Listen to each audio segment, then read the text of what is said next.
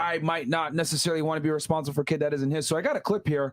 I found this on Instagram, and I was like, damn, this actually pertains to our discussion. And for those of you that are watching the show live, go ahead and get your questions in right now that you guys might have as far as paternity goes, and we'll see what happens. But anyway, let's run this clip real quick, Mo.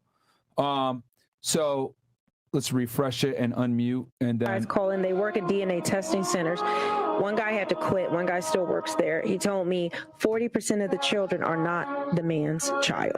40%. He said 40%. Somebody call and Maury. It's usually make DNA testing mandatory. It's two scenarios. It's where the woman, the person's getting a DNA test because the woman claims that is their child. Turns out it's not. The other one is where the parent is on the deathbed and makes a confession, or they need a liver transplant, blood transfusion, and the blood type, there's no way that can actually be the father. So then they find out because of medical reasons, you mean that's not my father? Then the father finds out from that way. He said it took such a toll on him that he could no longer do it because he would be sitting on the phone counseling the men and the grown children who these women falsely accuse. We see it on Maury, we see it on paternity court, but yet we say men need to be held accountable. All right. So, and then also I looked it up. Hit that Google stat right there. Of all fathers who take paternity tests, about 32% are not the biological father. But remember, this is 1 in 3 men who have a reason to take a paternity test, not 1/3 of all men, which obviously is an important distinction to make. But yeah, I mean, that's still alarming. Yeah, that's pretty crazy. So my question is this, because I get this all the time. You know, they say, oh, if you're there at the birth and you sign a birth certificate, you are on the hook. Regardless of what happens. And we had a little bit of discussion prior to this. Can you guys kind of explain, is that true? Is some of it true? Or are there certain factors that need to be put in place alternatively? I can certainly chime in that say in Florida, so prior to this law being enacted, and still, if your name's on the birth certificate, presumptively you're the father. So presumptively you're on the hook. Yeah. So what if you find out after the fact that the child is not yours, but you sign that birth certificate in good faith, thinking, oh, she loves me, it's my kid? And therein lies, like, how far along? Like, did you find this out 2 days or 15 years? Yeah. You know, because there's a lot of gray area there. Yeah, yeah. So what do you think? So what's the general? So it seems to me that the longer you stay in it, the worse off you are. Yes, because the longer you establish a bond with this child, the longer the child calls you dad and you're calling the child son. Yeah, if the kid's 10 years old and you're getting either divorced or separated, and now is not the time for the DNA test. Yeah. You know, you want to get ahead of that. So like when the kid's born, right away, get the DNA test so that, you know, you're supporting a kid that's biologically yours. Is there a punishment for the woman for doing that to the guy or no, legally? Well, I mean, I guess technically they can only go back 2 years for retroactive child support. So, you know, if it happens 5 years, you're not going to get 5 years of child support back. You know, just interestingly enough, she's talking about the dying declaration. You need to be careful with that because under the rules of evidence, those deathbed declarations are totally admissible. Oh, wow. Yeah. But are there any criminal violations that a woman could face for, I guess, lying to a guy with paternity fraud or anything like that?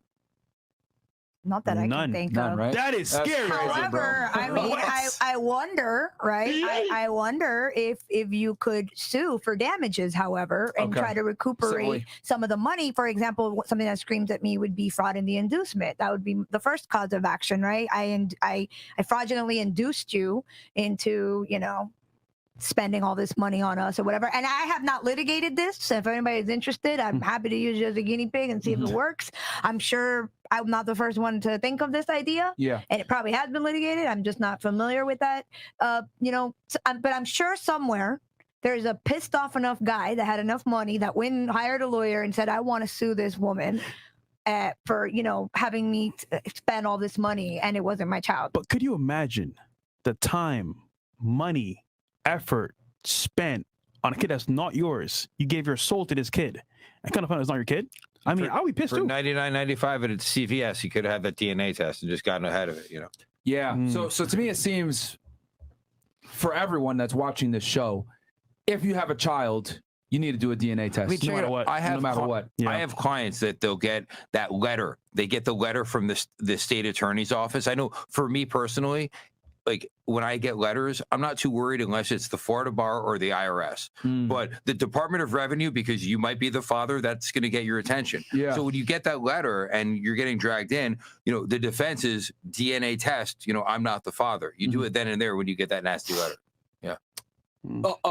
Wait, hold on. I'm a little bit confused. So you get that letter, but how long would have elapsed between? Not very. Like the mother's going to file the case, and the next step is this DOR to send you a letter. So yeah, they right, but we don't know when she's gonna file it. She could file it like, you remember, so you could file, there's no statute of limitation except that you can only go back 2 years for retroactive child support, which if you think about it, then you could technically file on the 17th birthday of the child and still get, you know, 17, 16, right? Yeah. The last 2 years of child support. So, and if for those 16, 17 years you held yourself out as the father, you know, I don't think you're going to be able to say, but it's not mine biologically. no. Yeah. And this is what I think he's trying to tell you guys. Like, you need to do the test as soon as possible, especially if you have any doubt.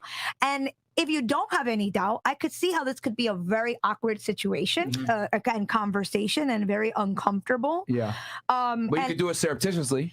And, So and you know, she doesn't know. I'm not gonna tell you what to do, but like Dan said, there are plenty of home kits and home tests, and my understanding is that it could be as simple as pulling a hair off the kid, or swabbing their saliva, and then knowing fairly quickly whether this is your child or not. Yeah. Because it seems to me like no matter what, you could love this girl, everything is great or whatever it may be, but you need to figure out the paternity immediately, whether you do it secretly without her knowledge to maybe save some face for her, or you do it overtly. Hey, I need to know if this kid is mine. And maybe you're okay with that confrontation. I think regardless, you need to do it, because the longer the relationship goes where you are acting in a father's capacity, the less leverage you have to back out if you do in fact find out that the kid isn't yours, you guys break up or whatever it may be. And it's funny because this ties into your rule of thumb for the court, which means, for example, what comes first? The kid's interest. So also, if you're the father for 10 plus years,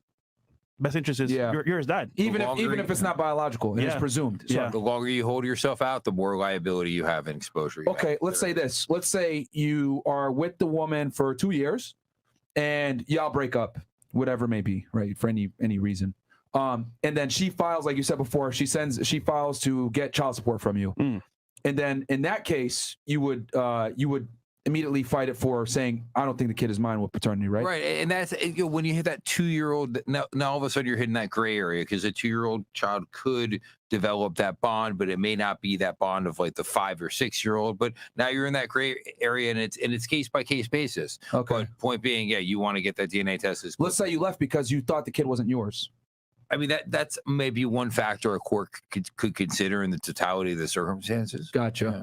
Damn. So it's never definite. Yeah, real talk, guys. Like the only way I see around this is you got to do that paternity test From the immediately. very beginning. Immediately. It sucks. But Yeah, because you can still be held liable even if the kid isn't yours down the road. Because now legally, we're not giving you this advice. Yeah, but you can take some here. Yeah, so swab and figure out yourself. You know. Yeah. God damn. Okay, that's crazy. I hit some of these chats real quick because I see some good questions came through. And then we also got an interesting